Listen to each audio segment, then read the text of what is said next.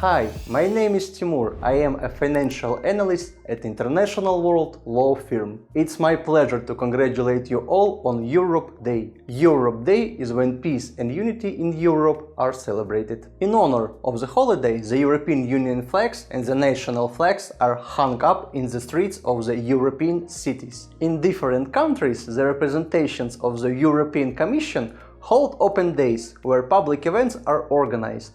Famous artists perform in the squares of capitals and major European cities, while exhibitions, seminars and conferences are held to bring awareness to the mission of the European Union. Europe Day reminds us of the core values of the European Union, which are unity and agreement with each other.